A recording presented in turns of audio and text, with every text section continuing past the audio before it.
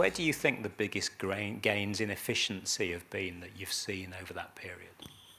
I think AI driving personalization of the app is critical to what David said. I think, you could now go onto an app and be served what you want to watch, what you traditionally engage with. And AI plays a massive role in that.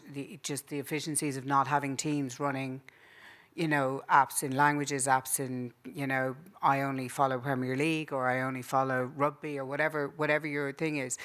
The metadata that you can gather and the algorithms that you can gather from your consumers allow you to drive a personalized feed. And to me, that's one of the biggest innovations that I think we have got to use, because people are impatient. They don't want to log on to an app and scroll through tons of stuff to try and find something to watch. When it happens to me, I can tell you now I close the app because I don't have the attention span to find something.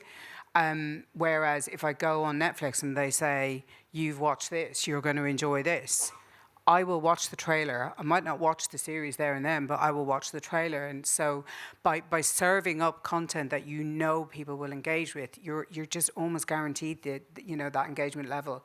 And I think that what AI can do to serve up that personalized app experience is groundbreaking, because the efficiencies that you can make across that, and also make it really personalized. I am a certain team.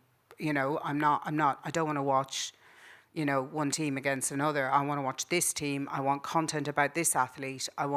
So being able to create content and serve content around what my algorithm, what I'm interested in, is critical. And I think AI allows people to do that at scale, in multiple languages across multiple territories. And that's where I think for global companies, it's a game changer. Just to build on that, I did some research before I came in here, and I was like, well, this is what we're doing. What's everybody else doing? Are we behind the curve? Is there FOMO? Are we ahead of the curve? And I saw a piece of research that a guy called Dan Rayburn, if any of you are familiar with him, had done. I think you guys you've had him on the podcast. And he did a piece. I think he interviewed close to 200 execs, OTT execs, streaming, sports leagues, etc. And the question was like, are you using AI in your video workflow? I think 68% of them said no. I think 18 said yes, and the rest said, yeah, we plan to. Read into that what you like, but I think the single biggest use case was content discovery. Yeah, and I go back to what we said at the start, like when we are trying to make sports live within a much broader entertainment experience and give that customer all of that choice, the more that we can use those signals to optimize that experience is a real opportunity for us. Mihir, what about, we all talk here as like we're complete converts. What are the misconceptions about AI that you come up against? We all are have been swept up by the hype and wave of AI. I think from my standpoint, a lot of people think that AI is going to essentially, we're going to get into this autonomous world where everything is being served up to you by AI, so to speak.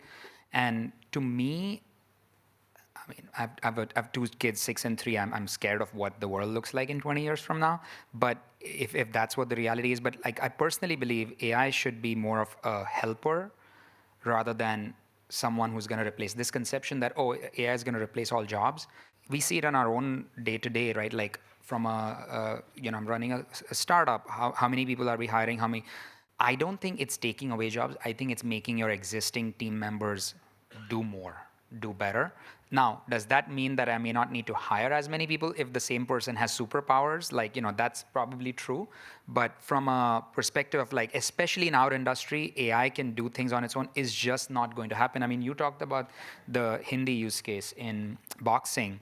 Even the biggest tech companies' translations or automation from using AI is going to miss the nuance, is going to miss the context, which for a discerning audience, which the younger audiences especially are, but even the older audiences are, it just doesn't work. You have to adapt it. You have to train those models on specific things that are key to that sport in that country, in that language. It's not just translate how this sport is consumed or translate how this language, go from English to Hindi. It's listening to boxing in Hindi. I would love to listen to the Imagine translation in Hindi, and maybe Peter, you can tell us with your Hindi knowledge how well it did. But I think that's the one misconception in my mind, is that it's going to be autonomous and we're going to just replace everything.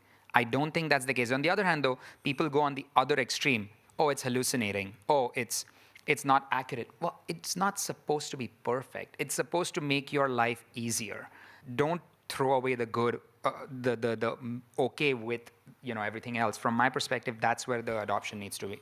On the it's not perfect thing, the best quote I always use about AI is, "This is the worst that AI will ever be." Right.